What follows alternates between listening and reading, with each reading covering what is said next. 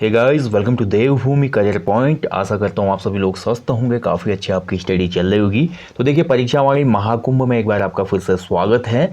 और परीक्षा वाणी महाकुंभ का आज है भाग 29 और भाग 29 के अंतर्गत परीक्षा वाणी किताब का अध्याय 11 यहाँ पे कंप्लीट करेंगे, यानी कि उत्तराखंड की जनगणना 2011। वेरी इंपॉर्टेंट सेशन है आज, जहाँ से एग्जाम में 1 या 2 प्रश्न हमेशा बनते हैं। ठीक है, कभी कभी 3 प्रश्न भी बन जाते हैं। 1-2 प्रश्न तो आपका यहाँ से मैंडेटरी है, मान के चलो आप। या तो 10 की वृद्धि दर पूछ लेगा, या आपसे जनसंख्या पूछ लेगा टोटल, या शिशु लिंगानुपात पूछ लेगा, या नॉर्मल लिंगानुपात, या साक्षरता दर, तो कुछ भी पूछ लेता है यहाँ से क्वेश्चन। ओके, तो ये बहुत महत्वपूर्ण चैप्टर होगा आज का, इसको हम देखेंगे। और अभी तक देखिए, लास्ट जो टॉपिक किया हमने 28वां भाग हमने खत्म किया परीक्षा वाणी का अध्याय 10, जो कि था उत्तराखंड के प्रमुख धार्मिक और पर्यटन स्थल, जिसमें हमने कंप्लीट 13 जनपदों को किया। सबसे लंबा सेशन था ये परीक्षा वाणी किताब का। ठीक है, और इसके बाद हम आर्ट एंड कल्चर और अन्य टॉपिकों पे जल्दी ही प्रकाश डालेंगे और उनको एग्जाम से पहले समाप्त कर देंगे। ठीक है, तो आप लोगों को यहाँ पे बने रहना है। वेरी इंपॉर्टेंट सेशन है आज का ये उत्तराखंड की सेंसस वाला, और इसका एक भी पॉइंट मिस नहीं करना है। बाकी जितने भी सेशन चल रहे हैं परीक्षा वाणी महाकुंभ के, उसमें गोते लगाना है। तो परीक्षा वाणी महाकुंभ में एक बार फिर से आपका हार्दिक स्वागत है। परीक्षा वाणी महाकुंभ में गोते लगाओ और सफलता को पाओ, ये स्लोगन है इस महाकुंभ का। तो चलिए शुरू करते हैं आज का सेशन। तो जनगणना मतलब होता है जो हमारा एक पार्टिकुलर प्लेस है, जैसे कि हमारा उत्तराखंड है या हमारा भारत देश है, किसी देश में जो निवास करने वाले लोगों की संख्या है, उनकी काउंटिंग को ही जनगणना कहा जाता है। साफ और सरल शब्दों में बोल रहा हूँ मैं। ठीक है, भारत में ये पहला प्रयास कि भारत की जनसंख्या कितनी है, ये प्रयास सबसे पहले किया गया था 1872 में। और ये प्रयास किसने किया था? लॉर्ड मेयो ने। ठीक है, लॉर्ड मेयो ने पहली बार जनगणना करने का प्रयास किया। ओके, लेकिन ये अनौपचारिक तरीके से था, कोई ऐसा ऑफिशियल डॉक्यूमेंटेशन वगैरह नहीं हुआ, लेकिन यहीं से शुरुआत होती है। अब बात जब आती है कि भारत में नियमित जनगणना कब से हुई, यानी कि ऑफिशियल या औपचारिक रूप से कह सकते हैं हम कब से हुई, तो 1881 रिपन के टाइम से। तो रिपन के टाइम से हमारी क्या होती है, जो जनगणना है वो हमारी ऑफिशियली शुरू होती है, औपचारिक तरीके से नियमित। और उसके बाद प्रत्येक 10 वर्ष के अंतराल में ये होते रही। 1891 में, फिर 1901 में, 1911, 1951, 1991, 2001, 2011। इसके बाद जो अब जनगणना आएगी उसकी लिस्ट 2022 तक आ जाएगी, क्योंकि 2021 हमारा क्या है, जनगणना वर्ष रहा। लेकिन 2021 हमारा 20 और 21 इफेक्टेड रहा हमारा, किसके कारण?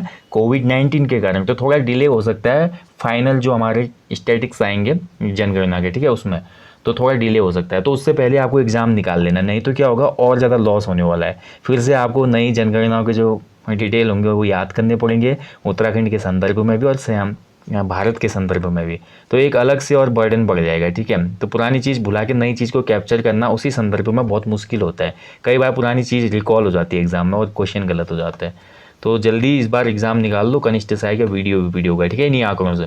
ओके, तो चलिए शुरू करते हैं सेशन। तो उत्तराखंड की बात करते हैं, तो उत्तराखंड में जो हमारे जनगणना जारी हुई थी वो हमारी 2 अप्रैल 2011 में हुई थी। ठीक है, लेकिन अनंतिम आंकड़े जारी हुए थे 31 मई 2013 को। अनंतिम आंकड़े मतलब बिल्कुल फाइनल और एक्यूरेट ही होता है। तो इसमें सबसे पहले कुल जनसंख्या की बात की जाए। देखिए, उत्तराखंड की 2011 के अनुसार उत्तराखंड की टोटल पॉपुलेशन कितनी है। वेरी इंपॉर्टेंट पॉइंट होंगे, सभी सब अच्छे से नोट कीजिएगा। तो 1 करोड़, ठीक है, 1,86,292, 1,86,292, ये उत्तराखंड की जनसंख्या है 2011 की जनगणना के अनुसार फाइनल। ठीक है, तो ये तो पहला पॉइंट हो गया। अब इसमें जो पुरुषों की संख्या है, तो पुरुषों की संख्या इस जनसंख्या में है 51,37,773, यानी कि 50.93% पुरुष हैं। और महिलाओं की जनसंख्या है 49,48,519, यानी कि 49% हमारी महिलाएं हैं। ठीक है, लगभग 51% पुरुष हैं राज्य में और 49% महिलाएं हैं, यानी कि लिंगानुपात कहीं ना कहीं बैलेंस है हमारा। ठीक है, अब बात करते हैं जनगणना 2011 के अनुसार जो उत्तराखंड राज्य की जनसंख्या है वो भारत देश का कुल कितने प्रतिशत है, तो भारत देश का 83% है। ठीक है, 1% भी नहीं है। देखो, भारत की जो टोटल पॉपुलेशन है ना, उस पॉपुलेशन का हम 1% भी नहीं है उत्तराखंड वाले, 1% से भी कम है, यानी कि 0.83% हमारी आबादी है। ठीक है, जबकि क्षेत्रफल की दृष्टि से हम देखते हैं तो क्षेत्रफल हमारा भारत की दृष्टि से कितना है, 1.69%। भारत का जो क्षेत्रफल है उसके हिसाब से उत्तराखंड का अगर हम प्रतिशत में लगाते हैं आंकड़ा, तो हमारा क्षेत्रफल प्रतिशत है 1.69, जबकि जनसंख्या प्रतिशत 1 से भी कम है। तो ये पहला पॉइंट है, ऐसे क्वेश्चन बनते हैं यहाँ से। ठीक है, इसको आपने नोट करना है। अब ये देखिए, जनसंख्या की दृष्टि से भारत के राज्यों और केंद्र शासित प्रदेशों में इसका स्थान 20वां है। ये सबसे ज़्यादा कन्फ्यूजिंग पॉइंट होने वाले हैं आज के सेशन में। तो एक काम करते हैं, जितने भी ये पॉइंट हैं, जनसंख्या की दृष्टि से उत्तराखंड का भारत में स्थान, साक्षरता की दृष्टि से, लिंगानुपात की दृष्टि से, क्षेत्रफल की दृष्टि से, जितने भी ये पॉइंट है, इनके लिए मैं एक सेपरेट वीडियो बनाऊंगा। ठीक है, एग्जाम से पहले मैं आपको ये वीडियो दे दूंगा ताकि वहाँ पे कोई भी कन्फ्यूजन ना हो। ओके, तो इनको अभी हम छोड़ देंगे यहाँ पे, क्योंकि इस पर रिसर्च करना आवश्यक है। जैसे क्षेत्रफल की ही मैं बात करता हूँ, तो क्षेत्रफल में देखिए एक चीज़ हुआ है, क्षेत्रफल में आपको पता है हमारी जम्मू कश्मीर राज्य का विघटन हुआ। ठीक है, तो जब JNK का विघटन होता है तो उसमें हम देखते हैं, तो JNK जो राज्य है जम्मू कश्मीर, इसका क्षेत्रफल तो हमारा कम हो गया है उत्तराखंड से, लेकिन लद्दाख की जो टेरिटरी है उसका क्षेत्रफल बहुत बड़ा है। मतलब अंतर तो वहाँ पे कुछ आया नहीं ना, लेकिन अंतर ये आ गया कि ये दोनों यूनियन टेरिटरी बन गई, ये राज्य में तो काउंट हुई नहीं। अब केंद्र शासित प्रदेशों के साथ और राज्यों के साथ रैंकिंग को काउंट करना कहीं ना कहीं अपने आप में चैलेंज है। तो उसके लिए एक बहुत डिटेल्ड एनालिसिस करना पड़ेगा और बहुत रिसर्च करनी पड़ेगी, तब जाके ये वाला वीडियो बनेगा। ठीक है, तो इन पॉइंट्स को हम छोड़ देते हैं यहाँ पे। हम केवल यहाँ पे जो मेन 2011 जनगणना के अनुसार पॉइंट थे उनको डिस्कस करेंगे। ओके, अब बात करते हैं, देखिए उत्तराखंड राज्य का सर्वाधिक जनसंख्या वाला जनपद कौन सा है। तो राज्य का सर्वाधिक जनसंख्या वाला जनपद है हरिद्वार।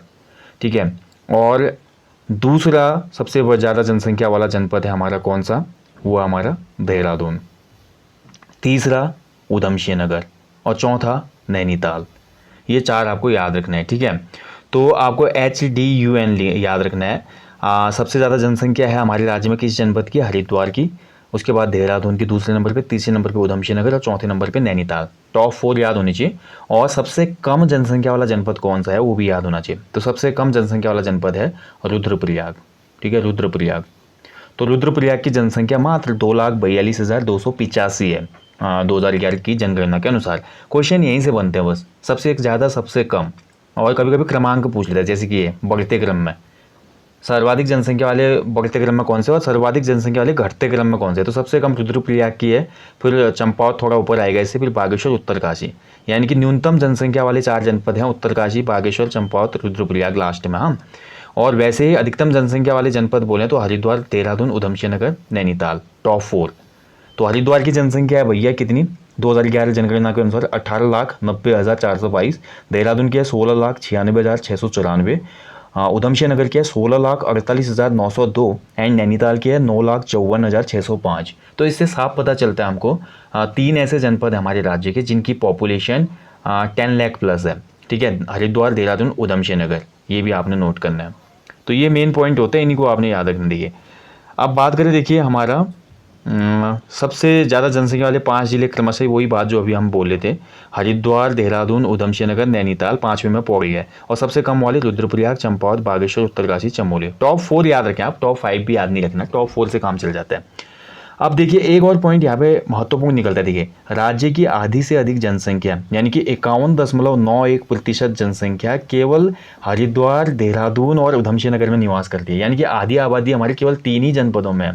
लगा लो अब कितना यहाँ पे देखा जाए तो एक हिसाब से पॉपुलेशन डेंसिटी ज़्यादा होगी ना इसी के हिसाब से, क्योंकि 3 ही जनपदों में आधी आबादी है तो पॉपुलेशन डेंसिटी ऑब्वियसली बात है यहाँ पे ज़्यादा होगी। ठीक है, और बाकी हमारा यहाँ पे पॉइंट जो निकला मैंने आपको बोला, 10 लाख से अधिक आबादी वाले राज्य में केवल 3 जनपद है, हरिद्वार, देहरादून और उधमसिंह नगर। ठीक है, ये भी आपने नोट करना है, वेरी इंपॉर्टेंट है।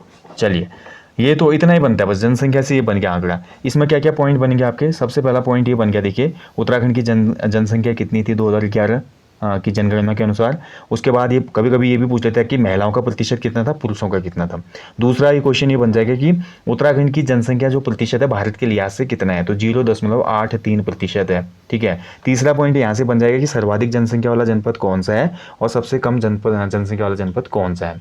चौथा क्वेश्चन बनने की जो संभावना रहती है बड़े एग्जाम्स में, वो सर्वाधिक जनसंख्या वाले 4 जनपद और न्यूनतम जनसंख्या वाले 4 जनपद, इस तरह से क्वेश्चन बन जाएगा। ठीक है, चलिए अब अगले पॉइंट पे आ जाते हैं।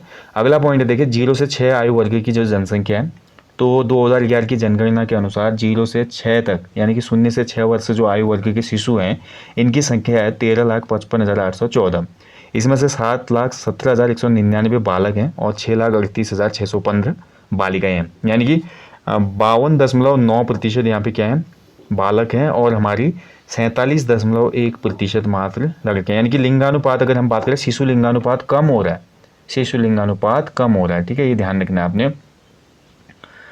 अब यहाँ पे देखिए एक महत्वपूर्ण पॉइंट ये निकलता है कि 2011 में जो शिशु लिंगानुपात था हमारे राज्य का वो कितना था। तो शिशु लिंगानुपात हमारे राज्य का 2011 में था 890, बहुत कम है। ठीक है, ध्यान रखेंगे। 2001 में बात करते तो ये 908 था, जबकि 2011 की जनगणना में ये 890 हो गया। अब यहाँ पे एक कोई पॉइंट और निकलेगा कि सर्वाधिक शिशु लिंगानुपात वाला जनपद कौन सा है। सर्वाधिक शिशु लिंगानुपात किस जनपद में है। तो सर्वाधिक शिशु लिंगानुपात है हमारा अल्मोड़ा में 922, और न्यूनतम शिशु लिंगानुपात वाला जनपद है पिथौरागढ़। सर्वाधिक शिशु लिंगानुपात वाला जनपद अल्मोड़ा 922 और न्यूनतम पिथौरागढ़ 816। ठीक है, तो लिंगानुपात घटा है। वैसे ओवरऑल लिंगानुपात की बात करते तो इनका ज़्यादा है, लेकिन बच्चों के हिसाब से जो अभी हम देख रहे हैं 0 से 6 वर्ष की उम्र में, तो ये कम हो रहा है। ठीक है, ये पॉइंट यहाँ पे क्लियर होता है। इसके बाद आ जाते हैं हम जो हमारा दशकीय वृद्धि दर हुई है। ठीक है, जो पॉपुलेशन ग्रोथ हो रही है हमारी 10 साल में, डिकेड में, तो कितनी हुई है ये देखना पड़ेगा हमने। तो देखिए हमारा महत्वपूर्ण सेशन है दोस्तों ये, और यहाँ से हमेशा क्वेश्चन बनता है, आपने देखा होगा उत्तराखंड राज्य की दशकीय वृद्धि दर कितनी रही, और भारत के संदर्भ में भी यहाँ से क्वेश्चन बनता है कि भारत की दशकीय वृद्धि कितनी रही। तो उत्तराखंड की जो दशकीय वृद्धि रही, मतलब 10 सालों में जो जनसंख्या बढ़ी प्रतिशत के हिसाब से, वो 18.81% रही। यानी कि उत्तराखंड की 2001 से लेकर 11 तक जो दशकीय वृद्धि हुई कितनी थी, 18.81%। जबकि भारत की मैं बात करूँ तो भारत में जो दशकीय वृद्धि रही भारत देश की, वो हमारी 17.70% थी 2011 जनगणना के अनुसार। यानी कि हमारा जो दशकीय वृद्धि दर है वो राष्ट्रीय दर से भी ज़्यादा है उत्तराखंड राज्य का। ठीक है, चलिए ये दशकीय दर भी हो गई ना। अब बाकी इसमें ज़्यादा कुछ करना है नहीं दशकीय दर में। कभी कभी कुछ क्वेश्चन ऐसे बन जाते हैं कि सर्वाधिक दशकीय दर वाला जो जनपद रहा वो कौन सा रहा, तो ये इंपॉर्टेंट है, थोड़ा इसको देख लेते हैं। ठीक है, तो अगर बात करते हैं 2011 की जनगणना के अनुसार, तो सर्वाधिक दशकीय वृद्धि दर वाला जो जनपद रहा वो हमारा रहा कौन सा, उधमसिंह नगर। यानी कि सबसे ज़्यादा जो पॉपुलेशन बढ़ी है 10 सालों में वो उधमसिंह नगर जनपद की बढ़ी है। दूसरे प्लेस पे रहा देहरादून, तीसरे पे हरिद्वार, चौथे पे नैनीताल और पाँचवें पे चंपावत। यानी कि सर्वाधिक दशकीय वृद्धि दर वाले 5 जनपदों की मैं बात करता हूँ तो सबसे पहले उधमसिंह नगर आता है, फिर देहरादून, फिर हरिद्वार, फिर नैनीताल और चंपावत। ये आपने नोट करना है। जबकि न्यूनतम दशकीय वृद्धि दर वाले भी जनपद हैं। अल्मोड़ा और पौड़ी गढ़वाल तो ऐसे जनपद है दोस्तों जहाँ पर जनसंख्या बढ़ने की बजाय घटी है। 2001 में जो जनसंख्या थी ना हमारी अल्मोड़ा और पौड़ी गढ़वाल की, वो कम हो गई है 2011 में। यानी कि यहाँ पे दशकीय वृद्धि दर क्या हो गई, माइनस हो गई है इसलिए। ठीक है, तो अल्मोड़ा में -1.21%, जबकि पौड़ी में -1.41%। तो 2011 जनगणना के अनुसार न्यूनतम दशकीय वृद्धि दर वाले जो जनपद होंगे कौन कौन से हो जाएंगे हमारे, पौड़ी, अल्मोड़ा, टिहरी, बागेश्वर और पिथौरागढ़। जिसमें से पौड़ी और अल्मोड़ा ऐसे जनपद हैं जहाँ पर ऋणात्मक वृद्धि दर दर्ज की गई है। ये क्वेश्चन भी बन सकता है, आयोग बना सकता है, इनमें से कौन से जनपदों की दशकीय वृद्धि दर ऋणात्मक थी 2011 में। तो ये हमारा पौड़ी और अल्मोड़ा। ठीक है, यहाँ से इतने क्वेश्चन बनते हैं। बाकी इसमें देखा जाए तो हाँ इतना ही क्वेश्चन यहाँ से निकल के आते हैं। हाँ एक क्वेश्चन ये बन सकता है कि 2011 मतलब 2001 से लेकर 2011 के दौरान राज्य के जो 11 जनपद थे, ठीक है, इसमें सर्वाधिक गिरावट किस जनपद की वृद्धि दर में आई। तो सर्वाधिक गिरावट आई है टिहरी गढ़वाल में। ये महत्वपूर्ण है, इसको नोट कर लेंगे आप। ठीक है, टिहरी गढ़वाल में जो हमारी दशकीय वृद्धि दर में गिरावट आई है वो बहुत ज़्यादा डिफरेंस है दोनों के बीच में। क्योंकि जैसे बात करूँ मैं 2001 में अगर टिहरी की हम बात करते हैं दशकीय वृद्धि कितनी थी तो 16.25% थी। जबकि 2011 में टिहरी की जो दशकीय वृद्धि दर है वो कितनी हो गई, मात्र 2.35। यानी कि इतना डिफरेंस आ गया बीच में। ठीक है, तो सर्वाधिक गिरावट किस जनपद में दर्ज की गई है दशकीय वृद्धि में, तो क्वेश्चन बनेगा तो आपका आंसर होना चाहिए टिहरी। ठीक है, चलिए अब बढ़ते हैं अगले पॉइंट की तरफ। अगला है देखिए जनघनत्व है, यानी कि पॉपुलेशन डेंसिटी। तो पॉपुलेशन डेंसिटी क्या होती है, सिंपली आपको पता ही है, 1 वर्ग किलोमीटर क्षेत्र में निवास करने वाले व्यक्तियों की औसत संख्या को जनघनत्व या पॉपुलेशन डेंसिटी कहा जाता है। 2001 में अगर बात करते हैं तो उत्तराखंड का जो जनघनत्व था वो हमारा कितना था, 159 था। बट 2011 की सेंसस के अकॉर्डिंग हम बात करें तो हमारा देश में जो जनघनत्व आया उत्तराखंड का, देश में स्थान नहीं बोलूँगा, उत्तराखंड का जो जनघनत्व है वो 159 है। ठीक है, उत्तराखंड का जो जनघनत्व है वो 159 है, इसको आप नोट कर लें। ठीक है, माफ कीजिएगा 189 है। 2001 में उत्तराखंड का जो जनघनत्व था वो हमारा 159 था, जबकि 2011 में ये जनघनत्व पॉपुलेशन डेंसिटी कितनी हो गई 189। ठीक है, इसको आप नोट कर लें। और वहीं नेशनल लेवल पे बात करते हैं भारत का जनघनत्व कितना है, तो भारत का 382 वर्ग किलोमीटर है, 382 वर्ग किलोमीटर। बाकी मैंने देखिए फिर से बोल रहा हूँ कि जो ये प्लेसेस वाला है, प्लेसेस वाला सीन बाद में करेंगे, ठीक है, इनको आप छोड़ दीजिए, फिर भी इन डेटा को आप याद रखना। अगला देखिए 2011 में सर्वाधिक जनघनत्व वाला जिला हरिद्वार था, यानी कि उत्तराखंड राज्य का सर्वाधिक जनघनत्व वाला जिला कौन सा है, हरिद्वार है। यहाँ पे जनघनत्व 801। और सबसे कम जनघनत्व वाला जनपद है उत्तरकाशी। उत्तरकाशी का जनघनत्व है मात्र 41, 1 वर्ग किलोमीटर में मात्र 41 लोग यहाँ पे निवास करते हैं। ठीक है, अब ऐसे सर्वाधिक जनघनत्व वाले 4 जनपद कौन से, तो सबसे पहले हरिद्वार, फिर उधमसिंह नगर आ जाता है 649 है, फिर देहरादून, फिर नैनीताल। ऐसे सबसे कम जनघनत्व वाले 4 जनपद हैं उत्तरकाशी, चमोली, पिथौरागढ़ और बागेश्वर। ठीक है, ध्यान रखेंगे ये ऐसे पॉइंट कुछ महत्वपूर्ण रहते हैं जो कि लास्ट में दिया देखिए। पूर्व दशक की अपेक्षा जनघनत्व में सर्वाधिक वृद्धि हरिद्वार में हुई, जबकि सबसे कम वृद्धि अल्मोड़ा में हुई। ग्रोथ रेट भी पूछ लेता होगा क्योंकि पॉपुलेशन डेंसिटी में सबसे ज़्यादा जो ग्रोथ हुई है किस जनपद की हुई है, तो वो हरिद्वार की हुई है। और पॉपुलेशन डेंसिटी में सबसे ज़्यादा अंतर कहाँ पे आया, तो वो अल्मोड़ा में आया। ठीक है, ऐसे पॉइंट भी याद रखना है आपने। इसके बाद बात करते हैं लिंगानुपात, यानी कि सेक्स रेशियो की बात करेंगे। तो सेक्स रेशियो का मतलब क्या होता है, लिंगानुपात। प्रति 1000 पुरुषों पर स्त्रियों की जो संख्या होती है ना, उसी को लिंगानुपात कहा जाता है, आपको पता ही है। 2001 की जनगणना की बात करें तो 2001 में हमारा उत्तराखंड की जो लिंगानुपात था वो कितना था, 962। ठीक है, 962 2001 में। अब वहीं बात करते हैं 2011 की जो जनगणना है, जहाँ पे हम रीड कर रहे हैं अभी जिस टॉपिक में, यहाँ पे उत्तराखंड का जो सेक्स रेशियो है वो 963 है, यानी यहाँ पर 1000 पुरुषों पर 963 महिलाएं हैं। ठीक है, और राष्ट्रीय औसत जो है हमारा 943 का है वो भारत का, तो उससे हमारा ज़्यादा है, बहुत ज़्यादा तो नहीं है बट ज़्यादा है। ठीक है, ये ध्यान रखेंगे। लिंगानुपात के मामले में देखा जाए तो हमारा उत्तराखंड 13वां स्थान दिया है। ठीक है, लेकिन इस पर मैं जब तक कन्फर्मेशन वीडियो नहीं दूंगा आपको, तो इनको आप नोट ना करें, मैं इतना बोलना चाहूँगा।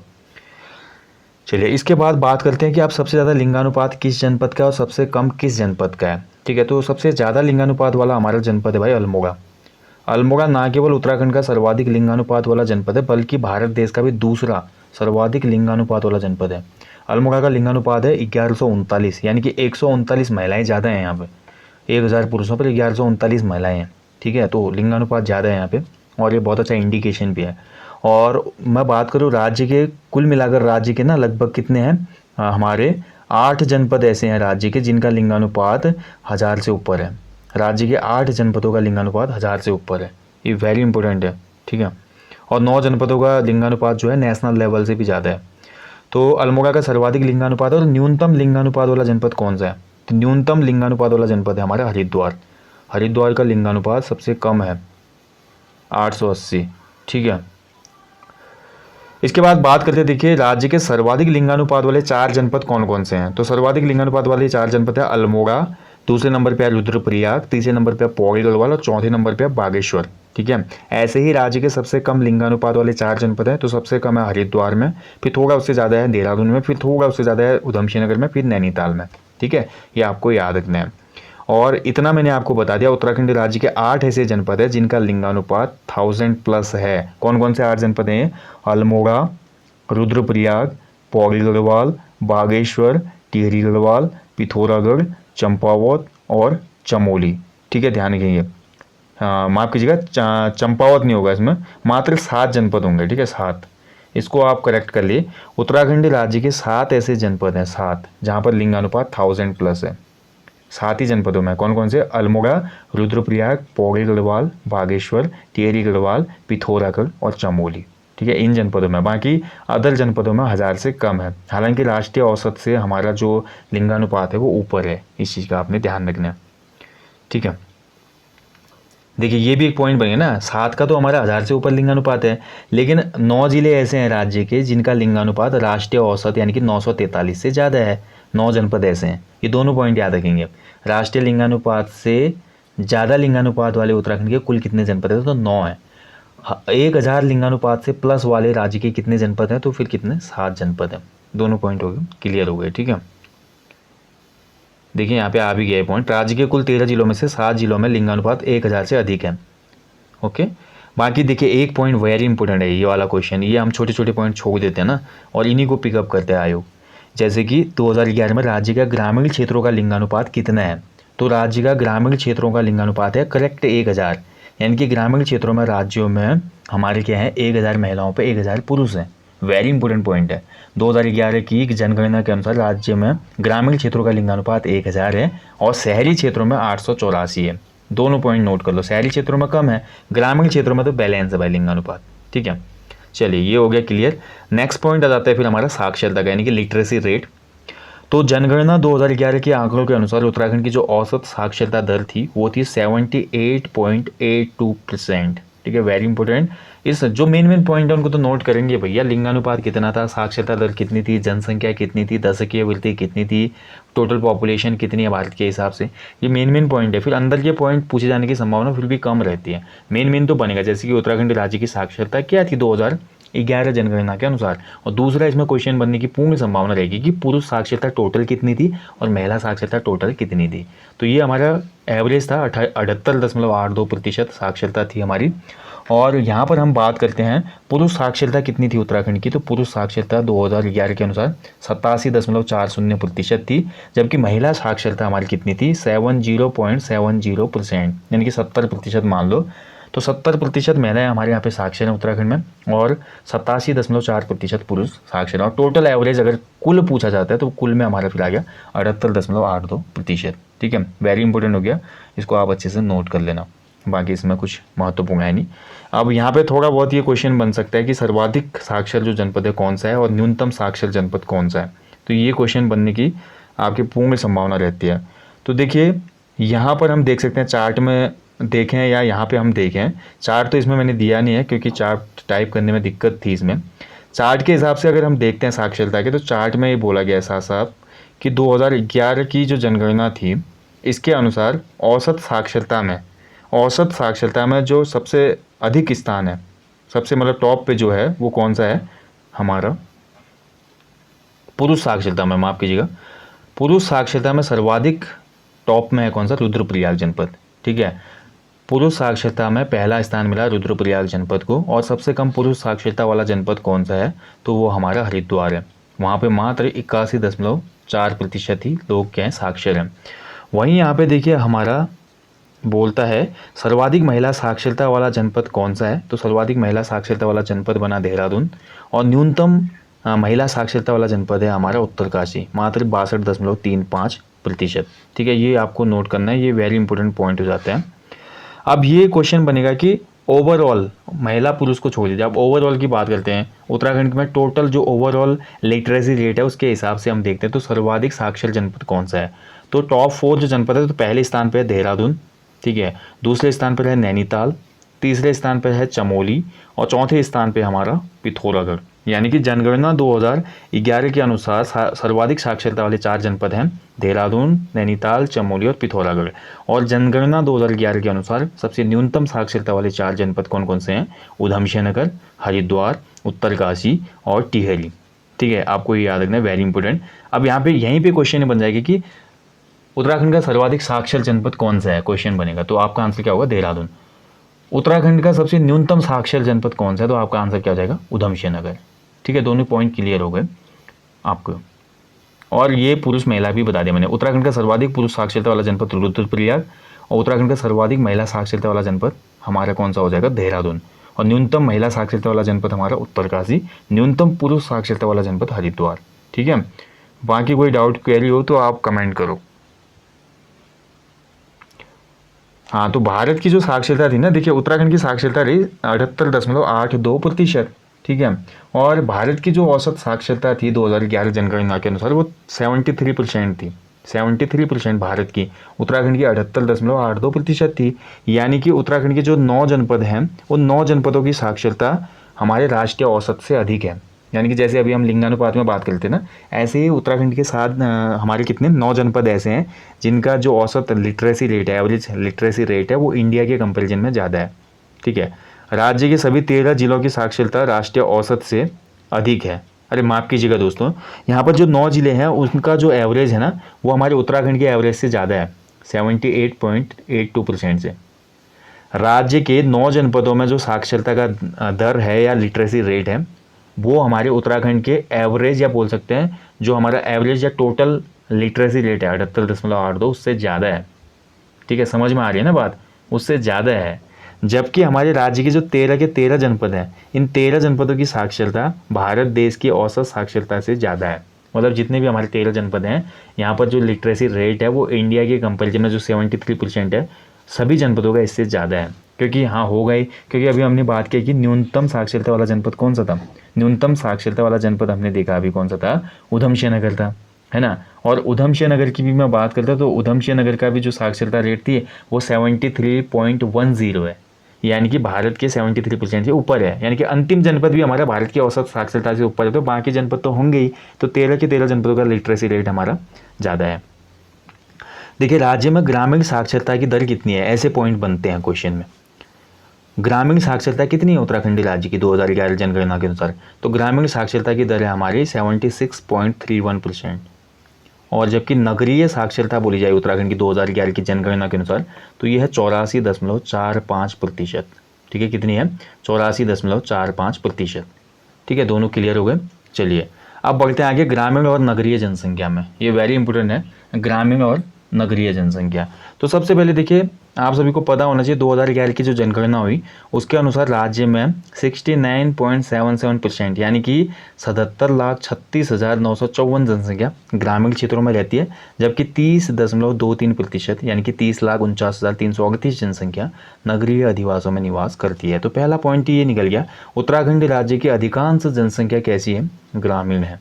उत्तराखंड राज्य में अधिकांश जनसंख्या निवास करती है ग्रामीण क्षेत्रों में। क्वेश्चन ऐसे भी तो बनते हैं, कभी कभी आपको पॉइंट नहीं पूछेंगे, वो परसेंटेज नहीं पूछेंगे, सीधे क्वेश्चन बना देगा वो। ठीक है, तो ग्रामीण क्षेत्रों में कितने परसेंट लोग रहते हैं, लगभग 70%, लगभग, हाँ अप्रोक्सीमेट जा रहे हैं क्योंकि 69.77 है। तो उत्तराखंड में लगभग 70% आबादी ग्रामीण क्षेत्रों में निवास करती है, जबकि 30% आबादी लगभग हमारी नगरीय क्षेत्रों में निवास करती है। ठीक है, बाकी आंकड़ों को याद करने की कोई यहाँ पे आवश्यकता है नहीं। क्वेश्चन ये बन सकता है कि जो हमारा नगरीकरण में है कितनी वृद्धि हुई है। ठीक है, तो नगरीकरण में जो हमारी वृद्धि हुई है उत्तराखंड राज्य में 2001 से लेकर 2011 के दौरान वो 4.56% हुई है। ये वेरी इंपॉर्टेंट है। दो मतलब उत्तराखंड राज्य में जो दशकीय नगरीकरण वृद्धि है वो 4.56% है, और राष्ट्रीय स्तर पर जो नगरीकरण प्रतिशत है वो हमारा कितना है, 31.2%। ये भी इंपॉर्टेंट है। भारत का जो नगरीय प्रतिशत ग्रोथ हुई दशकीय वो हमारी क्या हुई, 31.2, जबकि उत्तराखंड की कम है, मतलब नगरीय क्षेत्र में हम कम कन्वर्ट हुए हैं। ठीक है, और बाकी देखिए नगरीकरण में उत्तराखंड का स्थान हमारा 20वां। ठीक है, इसको ले सकते हैं हम नगरीकरण में, क्योंकि ये अलग चीज़ है। अर्बनाइजेशन में हमारा जो प्लेस है ऑल ओवर इंडिया वो 20th प्लेस है हमारा उत्तराखंड राज्य का। और राज्य में सर्वाधिक जो नगरीय प्रतिशत तो जनसंख्या वाला जनपद है, वेरी इंपॉर्टेंट है ये। ठीक है, यहाँ से क्वेश्चन बन सकता है कि राज्य में सर्वाधिक नगरीय जनसंख्या प्रतिशत वाला जनपद कौन सा है, तो देहरादून है। देहरादून की टोटल जो पॉपुलेशन है 55.52% नगरीय है वो। ठीक है, और न्यूनतम नगरीय जनसंख्या प्रतिशत वाला जनपद कौन सा है, तो फिर बागेश्वर। बागेश्वर में नगरीय प्रतिशत जनसंख्या मात्र 3.49%। ठीक है, कितनी है, 3.49%। ओके, अब यहीं पे क्वेश्चन बनेगा कि राज्य के सर्वाधिक 4 नगरीकृत जनपद कौन से हैं। तो सबसे पहला नाम आ जाएगा देहरादून, इसके बाद दूसरे प्लेस पे आ जाएगा नैनीताल, तीसरे प्लेस पे आ जाएगा हरिद्वार। ठीक है, और चौथा प्लेस पे आ जाएगा हमारा कौन सा, US नगर। तो ये 4 जहाँ पे सब सर्वाधिक नगर वाले हमारे जनपद हैं। उत्तराखंड राज्य के 4 सर्वाधिक नगरीकृत जनपद हैं, पहला स्थान, दूसरा स्थान, तीसरा स्थान, चौथा स्थान। इसके बाद क्वेश्चन ये बनता है कि उत्तराखंड राज्य के सबसे कम नगरीकृत 4 जनपद कौन से हैं, सबसे कम न्यूनतम नगरीकृत वाले 4 जनपद। तो इसमें सबसे पहला प्लेस आ जाता है बागेश्वर, सेकंड पे आएगा आपका रुद्रप्रयाग। ठीक है, तीसरे में आ जाएगा हमारा उत्तरकाशी, और चौथे प्लेस पे आ जाएगा हमारा अल्मोड़ा। ठीक है, तो ये न्यूनतम नगरीकरण वाले 4 जनपद है हमारे। ठीक है, अब यहाँ पे अगला पॉइंट बनता है कि सर्वाधिक ग्रामीण जनसंख्या प्रतिशत वाला जनपद, सर्वाधिक ग्रामीण जनसंख्या कहाँ है फिर। ठीक है, तो सर्वाधिक ग्रामीण जनसंख्या प्रतिशत की बात हो रही है कहाँ पे, बागेश्वर, क्योंकि बागेश्वर न्यूनतम नगरीकृत जनसंख्या वाला है, तो ग्रामीण में तो टॉप में ही होगा ना, जस्ट उल्टा करना। बागेश्वर की लगभग 96.51% जो पॉपुलेशन है वो ग्रामीण है, और न्यूनतम ग्रामीण जनसंख्या वाला जनपद जो है वो देहरादून है हमारा। देहरादून में न्यूनतम ग्रामीण जनसंख्या प्रतिशत है मात्र 44.48%। ठीक है, 44.48%। ओके। और ऐसे सर्वाधिक ग्रामीण जनसंख्या प्रतिशत वाले ज़िले तो ये हमारे बागेश्वर, रुद्रप्रयाग, ठीक है, सेकंड पे, और न्यूनतम में हमारा देहरादून आ जाएगा। ठीक है, जैसे जैसे जहाँ पे जो नगरीकरण ज़्यादा था वहाँ पे हमारे क्या होगा, ग्रामीण जनसंख्या कम होते जाएगी। इस चीज़ को आप खुद भी कनेक्ट कर सकते हैं, इसमें ज़्यादा सोचने वाली बात नहीं है। ओके, यहाँ पे दिया हुआ है फिर भी। राज्य के सर्वाधिक नगरीकृत 4 जनपद है हमारे देहरादून, नैनीताल, ये बता दिया मैंने आपको। राज्य के सबसे न्यूनतम 4 नगरीकृत जनपद हैं। हाँ, राज्य के सर्वाधिक 4 नगरीकृत जनपद हैं देहरादून, नैनीताल, हरिद्वार, उधमसिंह नगर। न्यूनतम है बागेश्वर, रुद्रप्रयाग, उत्तरकाशी, अल्मोड़ा। सर्वाधिक ग्रामीण जनसंख्या प्रतिशत वाला जनपद, देखो मैंने अभी बोला आपको ना, ये वाला पॉइंट महत्वपूर्ण है, ये वाला है। ठीक है, 1 मिनट, ये वाला पॉइंट,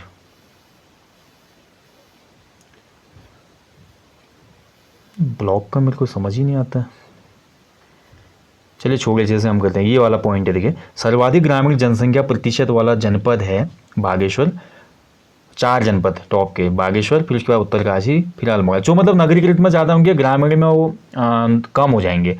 जिनका वहाँ पे नगरीकरण प्रतिशत कम होगा वो ग्रामीण में ज़्यादा हो जाएंगे। जस्ट अपोजिट आपने कर लेना है, बाकी इसमें कुछ नहीं है ज़्यादा सोचने वाला। ठीक है, ये सेम जैसा मैं आपको बता चुका वही चीज़ है।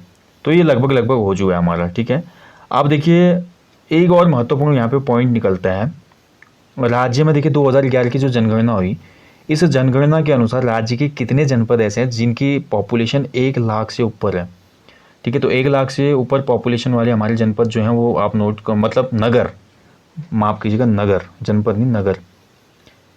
ठीक है, तो बड़ी जो सिटीज़ हैं उनको नोट करेंगे। उत्तराखंड में 1 लाख से ऊपर आबादी वाले जो नगर हैं उनमें पहला नाम आता है भाई देहरादून का।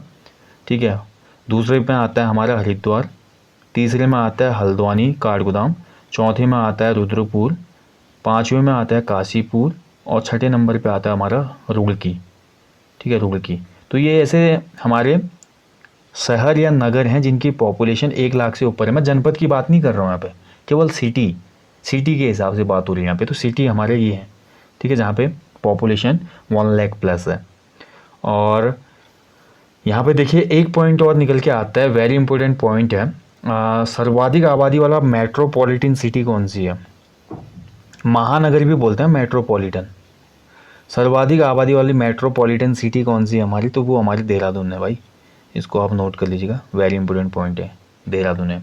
ठीक है, तो ये हमारा जो सेंसस वाला टॉपिक था वो लगभग क्लियर हो गया है।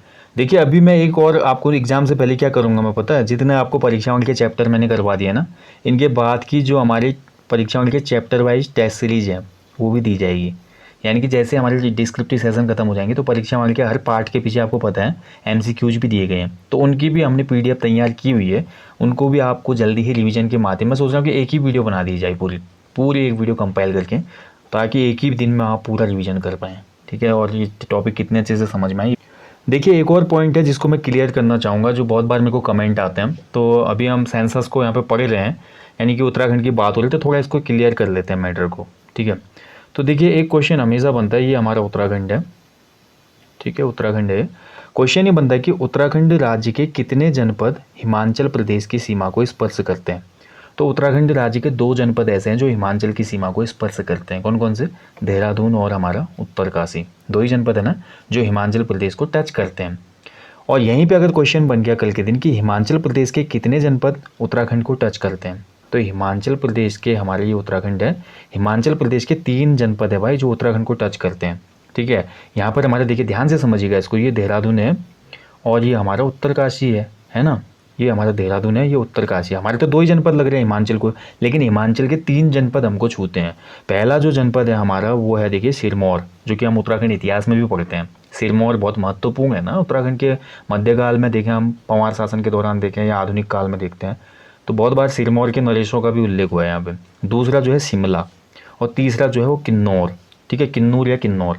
तो 3 जनपद है हिमाचल के, सिरमौर, शिमला और किन्नूर, जो कि उत्तराखंड को स्पर्श करते हैं और उत्तराखंड के लेकिन केवल 2 ही जनपदों को टच करते हैं ये। ठीक है, यहाँ पे क्वेश्चन ऐसे नहीं बनेगा, केवल क्वेश्चन 2 ही तरीके से बनता है। उत्तराखंड के कितने जनपद हिमाचल को स्पर्श करते हैं, तो 2 करते हैं। हिमाचल के कितने जनपद उत्तराखंड को स्पर्श करते हैं, तो 3 करते हैं। ठीक है, तो ये पॉइंट आप अपने क्लियर कर लेना। बाकी देखिए, ये अलग से बाद में जो सेशन हमारा पहले भी आया था, उत्तराखंड का राजनीतिक प्रशासनिक ढांचा परीक्षाओं का अध्याय 2, वहाँ पे मैंने करवाया था। ठीक है, और अलग से एक वीडियो भी मैंने इस पर दिया है, आप सर्च करके देखना, उत्तराखंड राज्य की पड़ोसी राज्यों से सीमाएं, मैंने एक अलग वीडियो दिया है, वहाँ पे अलग से टॉपिक सेपरेट करवाए, ज़रूर इसको देख लेना। तो दोस्तों, आज का जो सेशन है यहीं पे समाप्त करते हैं। देखिए, हमारे 50 प्रैक्टिस सेट जो चल रहे हैं उनको फॉलो कीजिए आगामी परीक्षाओं के लिए। जिन लोगों ने अभी तक नहीं किया है, हमारे एप्लीकेशन के स्टोर पे जाओ, वहाँ पे आपको 50 ग्रुप सी के प्रैक्टिस सेट देखने को मिल जाएंगे। बाकी आपके कोई भी डाउट क्वेरी हो वो आप पूछ सकते हैं। ठीक है, और आप फेसबुक पे मैसेज कर सकते हैं, ट्विटर पेज को हमारे फॉलो कीजिए, मैं हमेशा बोलता हूँ। देखिए, यहाँ पे लाइव सेशन में कमेंट के रिप्लाई कर पाना मुश्किल होता है बहुत ही आपका, क्योंकि इतने कमेंट एक साथ आते हैं, फिर मेरा फोकस भी हटता है, इसलिए मैं रिप्लाई नहीं करता हूँ। बाद में ऑन लाइव जब मैं आऊँगा, ऑन एयर बोल सकते हैं, ऑन लाइव आपके सामने आऊँगा, तो तब जाके ये चीज़ें पॉसिबल हो पाएंगी। ठीक है, तब तक आप लोग ये रिवीजन करते रहिए। परीक्षाओं की सीरीज जो है महाकुंभ है, इसको हम और आगे ले जाएंगे। इसमें अभी आर्ट एंड कल्चर महत्वपूर्ण टॉपिक होगा, और आर्ट एंड कल्चर कंप्लीट होने के बाद लगभग ये हम मान सकते हैं कि परीक्षा वाले के मेन जो पॉइंट है एग्जाम पॉइंट ऑफ व्यू से, वो हमने कंप्लीट कर लिया। ठीक है, so guys, thank you for watching. अपना ध्यान रखें, अपने जीवन में यार एक खूबसूरत पेड़ लगाएं, जितने खूबसूरत आप हैं ऐसा ही एक खूबसूरत पेड़ अपने आसपास लगाएं, ताकि आने वाली पीढ़ी को भी आप पर्यावरण के लिए योगदान सिखा पाएँ, आप उनकी इंस्पिरेशन बने, और आपका भी एक पेड़ लगाने के बाद पर्यावरण के लिए कुछ योगदान हो जाएगा, जिस दुनिया जिस धरती में आप रह रहे हैं। ठीक है, बाकी उत्तराखंड के किसी भी पर्वतीय अंचल में आप घूमने जाते हैं तो वहाँ पे सफाई का विशेष ध्यान रखें।